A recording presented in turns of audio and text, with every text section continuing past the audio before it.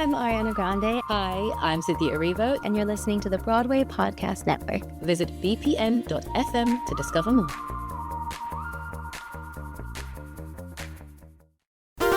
There's a cat over here. There's a cat over there. And the wrong one died. And the wrong one died.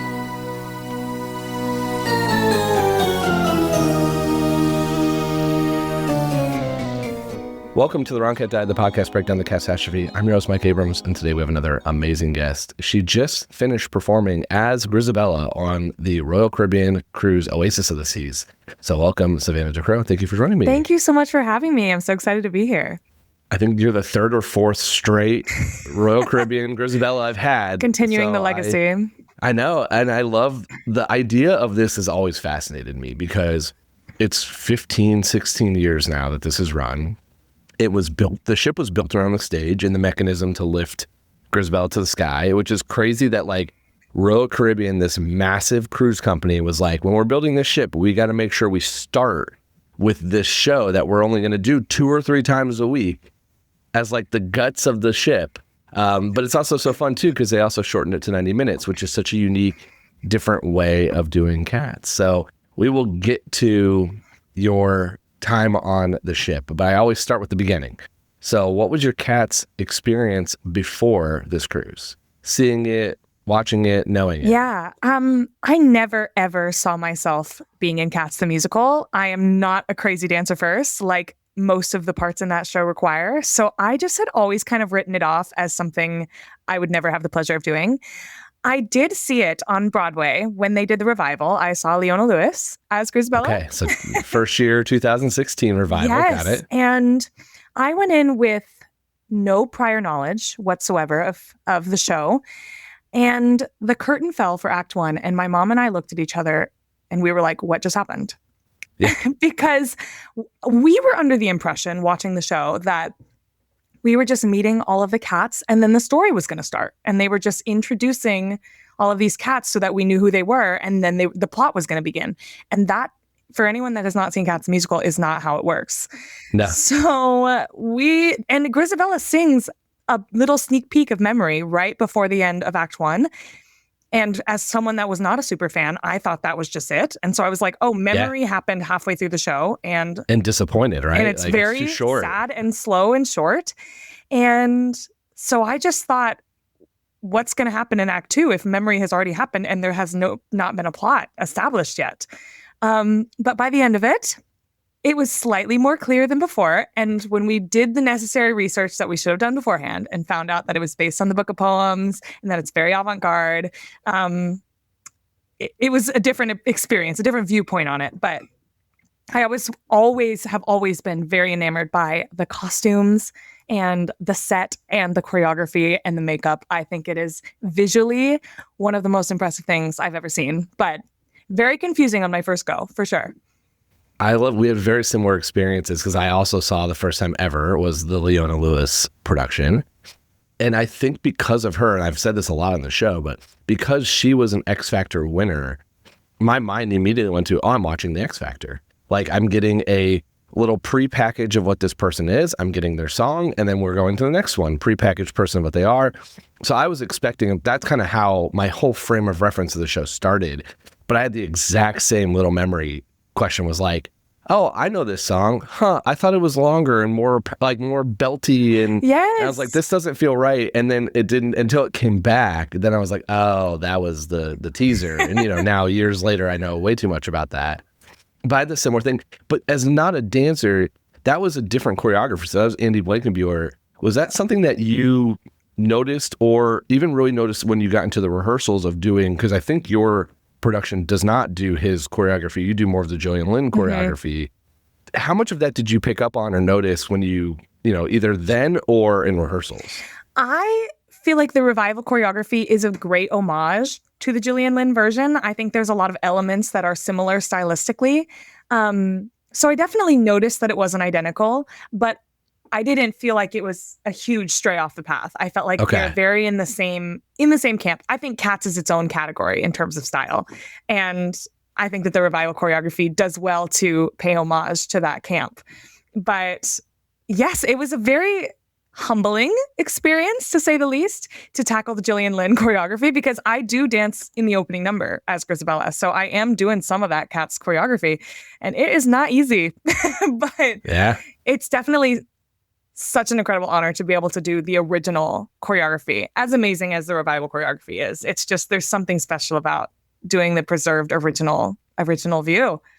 Yeah. We'll come back to your I think you're called Baby Grizz at that moment in the beginning. We'll come back to that because I have some questions for you about that. But I want to hear a little bit more about, you said, this is not a show you ever expected. So when you had this come across as an audition opportunity, what was that like? Did you go in was there a moment in the audition like, I think this is a show I want, I'm going to get this? Or is it a little bit more, you're just blasting out so many auditions and seeing what comes back, and then you kind of hype yourself up when you realize it's a real possibility?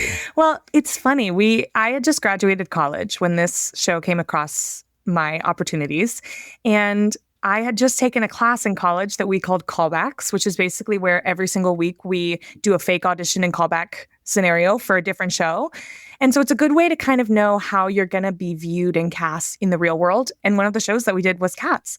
And I actually did end up booking Grizabella, I think maybe even the understudy in the class. And I ended up singing Memory at the final class showcase. And it was fun. It was something I never thought I was going to do seriously, but it was just a fun little diva moment. And then exactly a year later is actually when I found out that I booked Cats. So it was a very full circle moment. But I live in Texas. I don't live in New York City. And so I have to be very strategic about which shows I go for when I go to New York, because I'm booking a flight. I'm trying to find accommodations. It's a whole ordeal. It's not like I can just roll out of bed and go. And cruise work was something that was at the very top of my list for years. And so I kind of weighed with myself, even though I thought there was no chance in hell that I would book this. I was like, it's better to be seen and get in front of them in the first place, even if it goes nowhere. And so I took the gamble and I went, and I got to the end, and here we are. So it's something I never expected to happen, but I just knew it would be a great opportunity. Grizabella, the casting call for Royal, says that she is 30 to 55. And at the time I was 22. So I was like, no chance, but it ended up working out really well. I don't think they've had a 30 to 55 in years doing I know that role. That's okay. So what type, like you said that you were really interested in cruise work. Like what drew you to that particular type of audition? Or like what about the cruise life was more of the first year out of school, I want to tackle maybe that as an opportunity? I have always been someone that has really loved traveling. I studied abroad in college because I've always wanted to see the world. I've always wanted to travel as much as possible. And cruise work is a great entry-level job for the new actor. For any actors listening to this, highly recommend. It's a great way to save up a bunch of money because you don't have a ton of expenses on board. You're not paying your room and board. You're not paying your food. So really the only money that you're spending is out and about at the ports, and that's up to your own discretion. So it's a great way to save up and maybe build that nest egg if you're wanting to move to the city or wanting to pursue something else in a different direction. There's a great way to start building those savings that you wouldn't get in a way that in another theater job. So I knew pragmatically that it was a smart thing to do, and it combined my love of stability in a career with my love of travel. So it was always very high up on the list for me, and I'm so happy that I finally got to do it. Yeah. Okay. What was the favorite port? Oh, gosh. I really loved San Juan, Puerto Rico. That one feels like you are transplanted to Europe. It feels like you're in Spain. I feel like the give or take with cruise ports sometimes is that sometimes because they're trying to accommodate so many people, they kind of curate a port that feels kind of like the original country, but it's more curated, more manicured. And San Juan, they drop you right in the middle of the city and you're just getting a glimpse of what the actual local life is like. So it's a very nice culture. It's lots of amazing art and shopping and culture. It's just such a fun port. Yeah, very different than your perfect day at Coco Cay Bay, whatever it's called. Very different. Yeah. Okay, I finally did. I haven't been on a cruise in a long time, and I did one recently, and that was the only stop because it was a very unique cruise situation. And yeah, that's a curated experience, like you said. Okay, so I want to talk about, let's start with the Baby Grizz section, because I want to talk a little bit about the plot and like what they tell you, and then especially how they narrow it down for you for 90 minutes, because you're not doing this 8 times a week, like you're doing all these other things too on the boat. So I want to start with the Baby Grizz part, because you mentioned it. You dance in the opening number. Did they tell you anything about that, or is it just very clearly your body to be a dancing number in the opening number, or is there a story to Baby Grizz there? It depends on who you ask. The easiest way, story-wise, to grasp it, I think, is that Grizabella, Baby Grizz, is a different cat. Because technically, in the world of Cats the Musical, everything in the events of the show is supposed to take place on one night. So it doesn't make a lot of sense for Grizz to be a baby and then to come back as this old haggard cat. So that's the way that I was able to stomach it the best. We don't really talk about it. There's really is no explanation for it. But I think that everybody just kind of calls it Baby Grizz. The colors are slightly similar.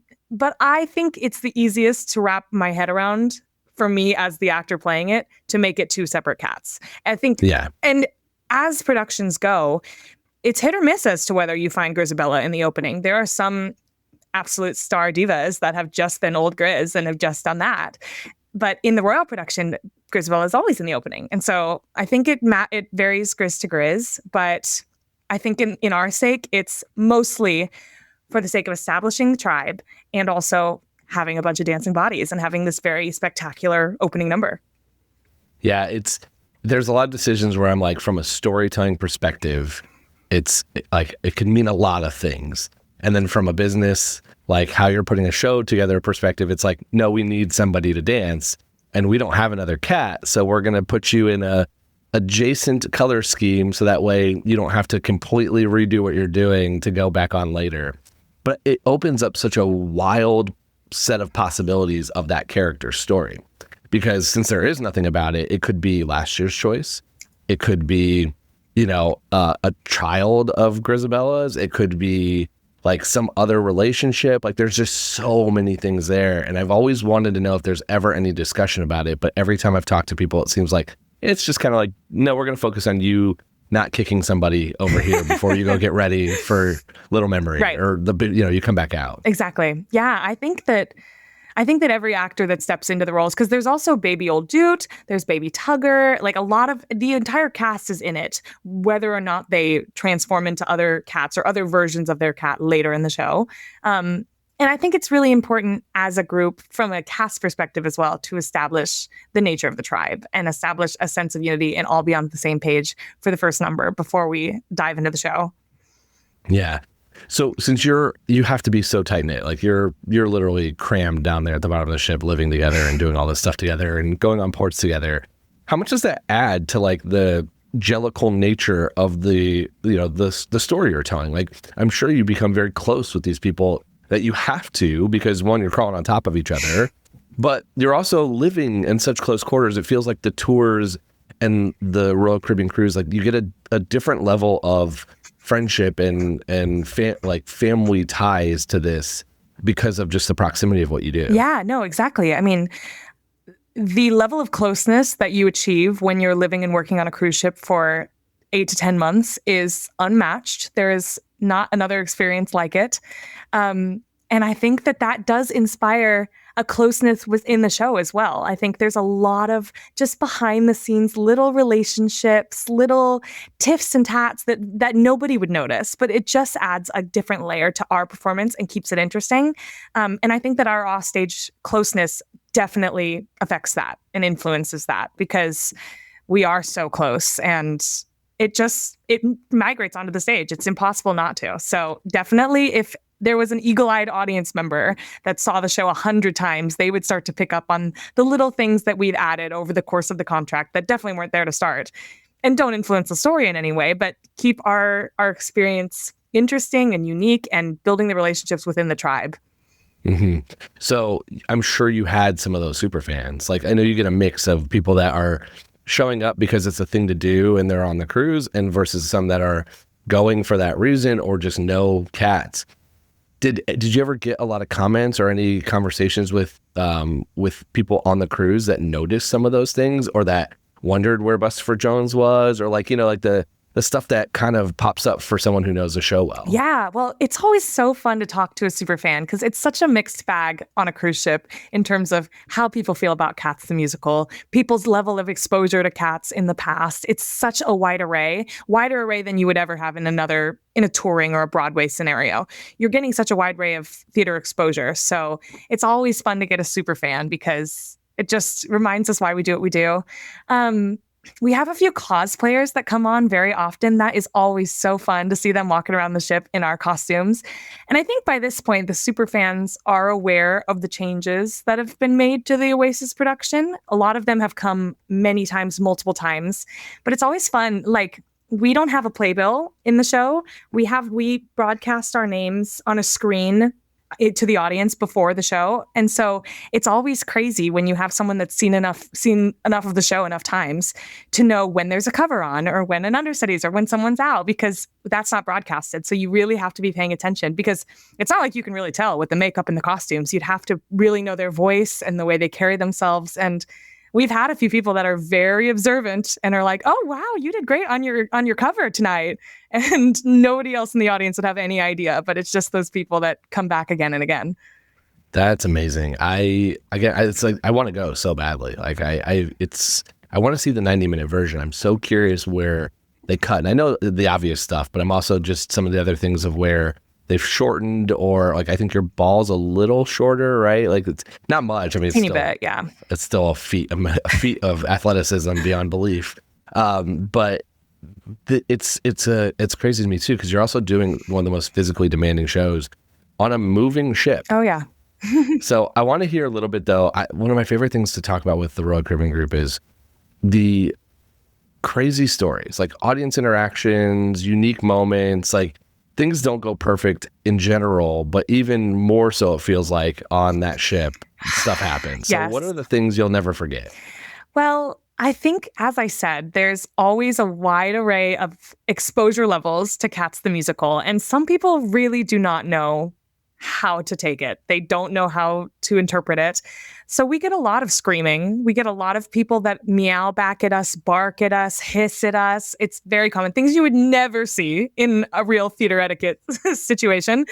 We have to brace ourselves that people are going to be interacting right back to us. And that's always something that is fun, keeps it interesting. But I think that the things on the ship, and I think I remember Elise actually mentioning this on your podcast, there's always the chance that they can make an announcement of some sort. And when that happens, that completely cuts out the music in the show and overrides the singing and everything. And so this loud, blaring announcement from an officer comes in the middle of the show, music stops, completely silent on stage. And sometimes it'll be in the most poignant, silent moments. And then there will be a medical emergency. And they'll list this long message about how the emergency personnel need to go here. And this is the kind of emergency. And it's long. And we just have to keep going. And we can never prep for it. It is the funniest thing ever. It's such a test of our actor endurance. Yeah. Do y'all like freeze in that moment? Oh, no. And then pick right back up? No, we keep going. Oh, so you keep singing and dancing and they just can't hear you? Yep. Wow. And you better hope you're on the music because you can't hear the music. I figured you would just pause it for a second and then, but I guess your tech all doesn't work maybe, or lighting and everything's just on a track. It's also streamlined, but it'd be really hard to get back into it. So that's definitely one of the most interesting things. What's the oddest moment or most challenging moment that got cut out for you? There was a moment when we were in the ball and I was on stage, walking on stage to do my entrance into the ball. So it's right before Copeland, and I do a little sad, haggard version of Copeland next to the tribe before they hiss me out. Mm-hmm. And as I was walking on stage, this is right after the Victoria lift. So it's very sad. It's very poignant. It's very quiet. We had one of the Alpha Alpha Alpha announcements come through. And it's very hard because the whole tribe is like looking at each other on stage and I'm making my entrance and you can't hear. And everything about everything we do is choreographed to the music. And so I didn't know when to get on my little platform. I didn't know where we were in the music. It was really tough, but it was so funny. We got it on video and it's always so funny to go back and laugh at. Yeah. Do you just like were you too long, too late? Like, did you, when the music picked back on, we were like, oh, here I am. I need to run off real fast. Luckily, I actually felt like I had a good sense of how long it normally took me. So I wasn't too far off. And I was just then making my entrance. So I had a lot of time to recover and make sure I was back on the music. And obviously, there's no singing at that point because we're in the Jellicle Ball. So it ended up being okay. And you do the show enough times that you kind of know how long everything takes. But it just really takes you out of it mentally. You're just not ready for something like that to jolt you out of character. Yeah. And so the 7-day cruise, you're doing it, what, 3-4 times? I mean, how many times is it? Because I know that they do a couple shows per day sometimes too, right? Like it's a couple in a row. We do 3 shows a cruise. So 3 shows a cruise. One 2-show day and one 1-show day. Okay. So and that's over a week, right? Well, it depends on the length of the cruise. Sometimes we did a 5-day cruise, a 6-day cruise, a 7-day cruise, or an 8-day cruise. And so that would just mean our time in between shows either got shorter or longer, which makes it really hard, particularly for the dancers to build any sort of stamina to get in the habit of the show. People would think that doing 8 shows a week would be much harder. And obviously it's very, very strenuous on your body, but you get to the point that it's just, you have the stamina for it and you're just in a sort of routine. Whereas for us, we kind of have to start back at square one every 6-7 days and get back our stamina, both vocally and physically. So it provides a different challenge that you wouldn't expect. Yeah. I believe that a lot, actually, because I think it is a physically demanding to do it 8 times a week, like in a row, but it's muscle memory at some point. Like it's very much in your body that it's like, I just did this twice yesterday. Yes, exactly. And for you, it's like you do that, but then you also have to go do a bunch of other things in between. So how much Grizabella went into the other things you did? Like how much did you bring into it? And how much did people realize that you were the Grizabella when you were doing these other things? Never. We are never recognized out and about the ship, which has its pros. Sometimes we wish we could talk to people that liked the show and hear what they thought and get to know them. But it's also nice to have a sense of anonymity around the ship, but we are never, ever recognized. Even in the other show, I mean, our other show is called One Sky, which is a pop rock variety show. And we just are in regular people wigs, regular people costumes. So nobody would ever know who we are outside of that show and outside of Cats. And so, yeah, there's really not a ton of overlap. It's a very stylistic change. I'm singing Foo Fighters and Sia and crazy, crazy stylistic differences from Andrew Lloyd Webber. But it's kind of nice to be able to have such a variety in a week. You have to be very intentional about switching back and forth between the styles.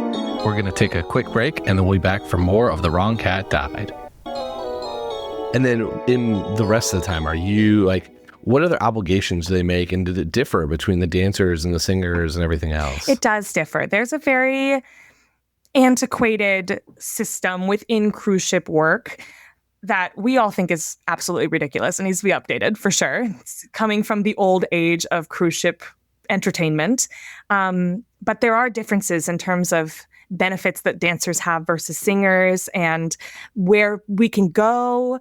There's a different matrix for both contracts because they're contractually different. And everything on a ship is ranked by stripes, which is kind of your privileges via the officer hierarchy. Okay. We're not actually officers by, practice, but that's how they rank the privileges. And dancers, for no reason, are a different stripe number than singers. And so there are different expectations of both contracts. And it, especially for a show like Cats, makes no sense because everybody is doing all 3 and everybody is working their little butts off and everybody's on stage the whole time, basically. So it's a very unfortunate system that's in place, particularly surrounding Cats the musical, but it definitely differs singers to dancers. Yeah. I asked that question a little bit because I've talked to both that have done this, and it feels like, again, I framed so much of this from just the story and thought, but it's very Grizabella of you to have more privileges than they did. Like it's a little diva-ish to get that, even though I know it has nothing to do with you. It's just the way it's set up systematically. Yeah. It's unfortunate, I think. I mean, the dancers are working so hard, and there's absolutely no reason that they shouldn't get all the privileges and more that we get. It's a show where they're on stage at all times. Exactly. Like it is a show where even though there are some, Grizabella is a well-known character, they're all doing so much at all times, and there isn't an order like some very traditional musicals where it's very clear that this is like your male lead and like this order. But I do want to hear a little bit about. There's obviously a lot of knowledge of the show from the super fans and from everyone else. You shorten it, to a 90-minute. So you have the story. It's very similar. There's not a ton of like changes, but is there anything that your cast adopted or kind of leaned into that again wouldn't really necessarily change the story, but maybe is a little bit counter to what you saw in 2016, or just because of friendships or relationships or things that you kind of like really like our cast liked this theory or that version? Yeah, I mean, all of the theories within the inner workings of the show are different cast to cast to cast, and nothing is super duper set in stone. I think that part of the fun of Cats the Musical is that every tribe has a different history and different relationships, and it's gonna vary cast to cast. There are certain things that are solidified, but it's part of the fun of the rehearsal process is building those relationships that are special to you and your cast. So for me, a lot of people don't know exactly how to place Grizz age-wise or relationship-wise. What era is she in terms of the tribe? Is she top elder? Is she really old? Or is she more of a lower age era? Because that new costume update that came with the Nicole Scherzinger one makes her look a lot younger and hipper. So it puts her kind of in a different place than the original costume design. Some people think that Grizabella and Old Dute are together and had Tugger and Monk. I feel like she's more of an older sister to them age-wise. I feel like, especially with my Grizabella being on the younger side, it makes more sense for me to be more of a sister figure to those two than like a mother. And some people think that Jenny Anydots and Grizabella were sisters. Taylor and I had the theory that they maybe had a little fling back in their day, a little romantic fling. That's kind of the theory that we ran with. It's always just so fun to play around, and definitely your personal relationships off stage influence what decisions you make on stage. Yeah.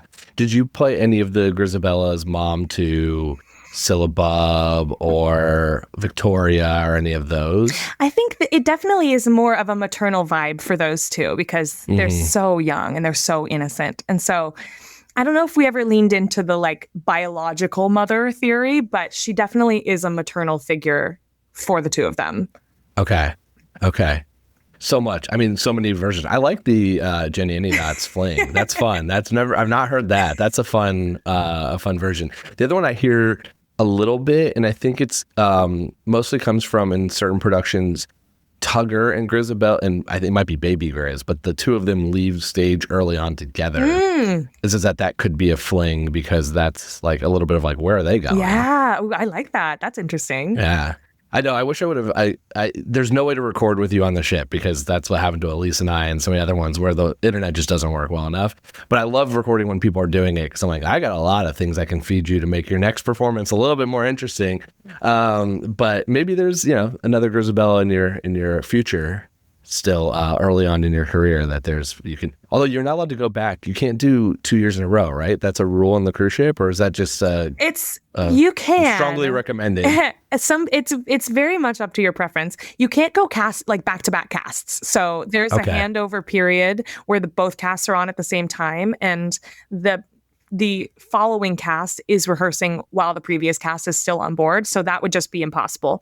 But you could hypothetically come back for 2 casts later. So I was cast 19. If I wanted to, I could submit to come back for cast 19. So yeah, you can go 17 to 19, but you couldn't go 17 to 18. Got it. Okay. Yeah. I want to hear a few more crazy, either things that like you didn't go to the sky one day, crazy audience stories. Like, what are the ones that, again, I love capturing these because they're so unique from the cruise ship. Oh, I have many. I was very accident prone in this production for some reason. And particularly I had numerous costume mishaps. I don't know what was going on with me, but many costume mishaps. The thing about the Grizabella change from baby Grizz to old Grizz is it seems like it's a lot of time, but it is a full transformation. And I am very much a perfectionist. So I was cutting it close every single time, which meant that sometimes that quality check before I went out on stage just couldn't happen. And that led to a lot of mishaps. One of which so our backstage area has a lot of up and down metal stairs to get to the entrances and exits. And so Grizabella's costume has this big, long, heavy tail on the end of the coat. And there's a metal weight at the end of the tail to just keep it dragging. And so Elise told me early on that when I'm going up and down those stairs to hold my tail so that the metal bit in the stairs wouldn't go dun, dun, dun, dun. Yeah. So I would always sling my tail around my shoulder and let it drape there while I was getting ready to go on stage. And then usually by the time I was walking down the stairs, my tail would just fall off and walk right on stage with me. One time when I was going on stage for Memory, and I was obviously so in my head because I'm always very nervous for that number. My tail did not fall off my shoulder. It was nestled in there very good. And I didn't realize. And so the entirety of Memory, my big pinnacle moment, I had this giant black tail slung across my chest. So I looked like a human being. I had no tail. And I had some giant black object just hanging down right in front of my chest. The whole number. Didn't even realize. Finally, we get to the end and we're doing the processional line where all of the cats are accepting Grizabella after she's been chosen. And Demeter, my good friend Abby, finally did me a solid and took the tail off of my chest. Grabs it. The thing is, though, it has a big metal weight in it. And if you aren't Grizabella, you wouldn't know that. And so it's this very quiet, poignant, pivotal moment in the show. And the tail, because of Abby, drops to the floor with a huge thump right on her foot. And everyone, the whole cast is looking at each other. There's the big noise. It's a very quiet moment. And I just had to keep going. And I just couldn't laugh because I was on the verge of tears anyway. But I was on the verge of crying. It was so funny. We were all dying just to go from having this giant black tail across my chest for the whole number to this huge thump in a very pivotal, poignant moment. It was not the best way to do that song. And we've learned from our mistakes, but it was hysterical. I love it. I think it's fun. Did anybody in the audience notice or come up or even mention it? I guess they don't see you after. I know. I hope not. I would imagine. Luckily, there's a lot going on in that costume. Yeah. So unless you were really paying attention, hopefully you wouldn't notice. But yeah, we don't get to talk to them after the show. So I will never know. Yeah, you don't have like a stage door. Yeah. Okay. The last thing I want to talk about before we go into the rapid fire and my $1 million question. I really enjoyed, we connected because I thought you did a really great job with sharing some of the cruise life and some of the experience on social media. So how did you kind of decide what you were going to share and what you were allowed to share to kind of, have a little bit of a way to give a sneak peek behind the scenes of something that a lot of people don't otherwise get to notice? Yeah. I mean, I was always very tuned in to other creators on TikTok before I got in this job because I was so curious about it. It's so unlike anything you do on land, and unlike anything, if you're not a theater person, it's especially unlike anything you do. And so it's just fascinating to learn about all the rules of the ship and all of everything that you have to know and places you can and can't go and things you can and can't do. It's just something you would never know until you live it. And so I always found it really interesting to follow other people that were living that life, especially because it was something I wanted to do so bad.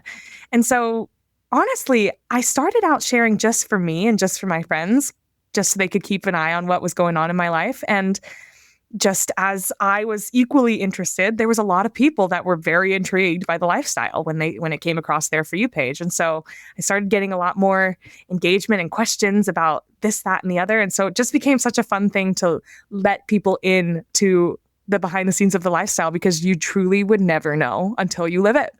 So yeah, a lot of it just questions that people had asked me, things that they were curious to see, and things that I remember wondering before I had worked on a cruise ship.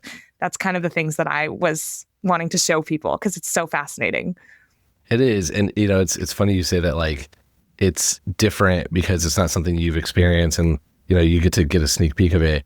like, even you mentioning your college experience of like, you had a callback class. Like I was in business school. Like I didn't have anything like that. And so it's like, every time I do a recording of this, I'm like, what is this class that I was not in that theater school at all to have that, and it's training you for your profession, but it's just so different than the business school and the other schools where mine was very much everyone's in their suits to try to learn how to do interviews and resume writing and all the other things you'll do in that profession. So it's cool to have that behind the scenes. I do like that it opens up these doors to for people to see, like, this is what it's like, and here's what your room looks like, and here's what a day looks like, and all the stuff that you wouldn't have access to otherwise. Yeah, it's just always, until, like I said, until you live it, you could never know. And so it's always fun to get a glimpse into a life that you don't know.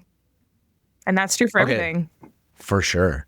Let's do some rapid fire. All right. If you could go on one night, any cat, doesn't matter if you can sing it, dance it, male, female, who do you want to perform as? Jenny Any Dots. Jenny Any Dots. Mm-hmm. Okay. You want to have that fling with yourself. Oh yeah. I've seen my former lover and I just want to step into her shoes for a day. Who are your favorite and least favorite cats from a personality standpoint? It's like, which character would you like to hang out with and which one would bug you? Ooh, I think my favorite cats. That's a good one. I feel like I'd love Cassandra. I feel like she just would be a good time. Night out on the town with Cassandra.